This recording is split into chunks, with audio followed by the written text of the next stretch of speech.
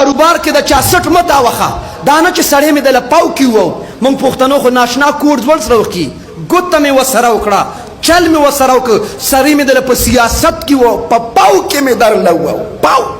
دا د پښتنو خپل کوډ ورز دی خپل ما که شرور دی غټ اختر کې یو څو کاله مخکې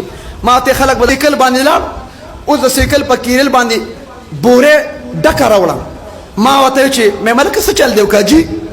ما ته و چې هغه سړی مې د په پاو کې و ما څنګه د په پاو کې و ما ته ورو سړی مې د په پاو کې و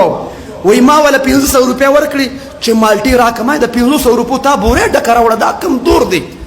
هغه چې ما ته وی هغه لغه ټوله گاډې په دې بوره کې واچوله چې څومره مال وسره ما چې هغه بوره خالی کا کینوانو پکې ما ظالم ته په کینو په مالټه کې پرته نشي کولی